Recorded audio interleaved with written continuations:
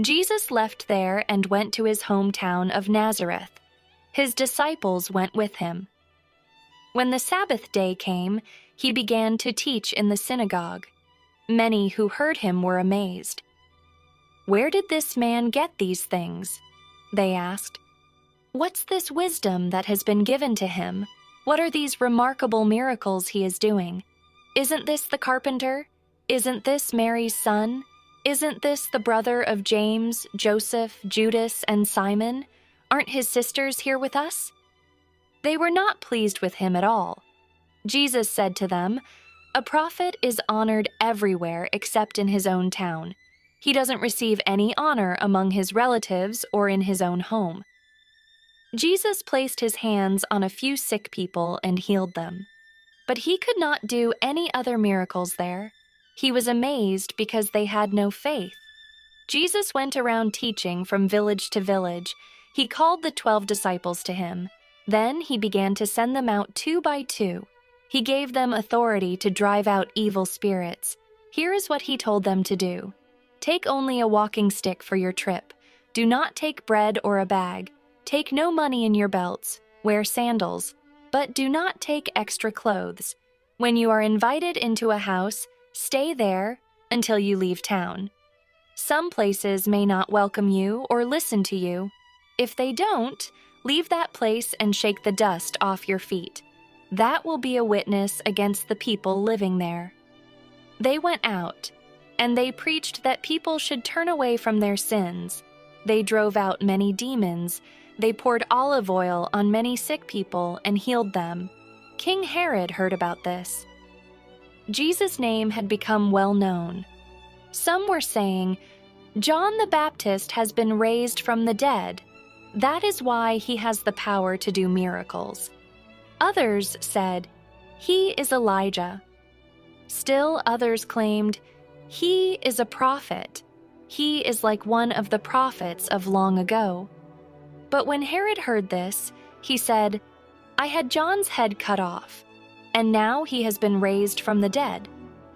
In fact, it was Herod himself who had given orders to arrest John. He had him tied up and put in prison. He did this because of Herodias. She was the wife of Herod's brother Philip, but now Herod was married to her. John had been saying to Herod, "It is against the law for you to be married to your brother's wife." Herodias couldn't forgive John for saying that. She wanted to kill him, but she could not, because Herod was afraid of John. So he kept John safe. Herod knew John was a holy man who did what was right. When Herod heard him, he was very puzzled, but he liked to listen to John. Finally, the right time came. Herod gave a banquet on his birthday. He invited his high officials and military leaders. He also invited the most important men in Galilee. Then the daughter of Herodias came in and danced. She pleased Herod and his dinner guests. The king said to the girl, "Ask me for anything you want. I'll give it to you." And he gave her his promise. He said to her, "Anything you ask for, I will give you. I'll give you up to half my kingdom." She went out and said to her mother, "What should I ask for?" "The head of John the Baptist," she answered. At once the girl hurried to ask the king. She said, "I want you to give me the head of John the Baptist on a big plate right now." The king was very upset, but he thought about his promise and his dinner guests, so he did not want to say no to the girl. He sent a man right away to bring John's head. The man went to the prison and cut off John's head. He brought it back on a big plate. He gave it to the girl, and she gave it to her mother. John's disciples heard about this, so they came and took his body. Then they placed it in a tomb. The apostles gathered around Jesus. They told him all they had done and taught. But many people were coming and going, so they did not even have a chance to eat. Then Jesus said to his apostles, "Come with me by yourselves to a quiet place. You need to get some rest." So they went away by themselves in a boat to a quiet place. But many people who saw them leaving recognized them. They ran from all the towns and got there ahead of them. When Jesus came ashore, he saw a large crowd.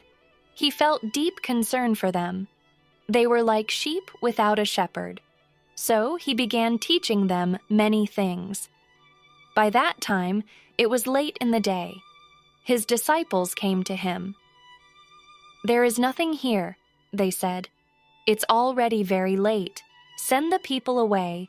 Then they can go to the nearby countryside and villages to buy something to eat." But Jesus answered, "You give them something to eat."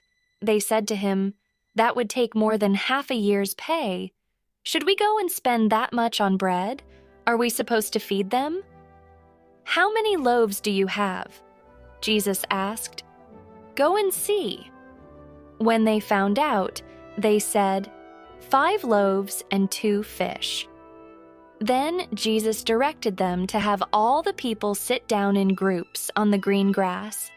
So they sat down in groups of 100s and 50s. Jesus took the 5 loaves and the 2 fish. He looked up to heaven and gave thanks. He broke the loaves into pieces. Then he gave them to his disciples to pass around to the people. He also divided the 2 fish among them all. All of them ate and were satisfied. The disciples picked up 12 baskets of broken pieces of bread and fish. The number of men who had eaten was 5,000. Right away, Jesus made his disciples get into the boat. He had them go on ahead of him to Bethsaida. Then he sent the crowd away. After leaving them, he went up on a mountainside to pray. Later that night, the boat was in the middle of the Sea of Galilee. Jesus was alone on land. He saw the disciples pulling hard on the oars. The wind was blowing against them. Shortly before dawn, he went out to them. He walked on the lake. When he was about to pass by them, they saw him walking on the lake. They thought he was a ghost, so they cried out. They all saw him and were terrified. Right away, Jesus said to them, "Be brave. It is I. Don't be afraid." Then he climbed into the boat with them. The wind died down, and they were completely amazed. They had not understood about the loaves. They were stubborn. They went across the lake and landed at Gennesaret. There they tied up the boat. As soon as Jesus and his disciples got out, people recognized him. They ran through that whole area to bring to him those who were sick. They carried them on mats to where they heard he was. He went into the villages, the towns, and the countryside. Everywhere he went, the people brought the sick to the market areas. Those who were sick begged him to let them touch just the edge of his clothes, and all who touched his clothes were healed.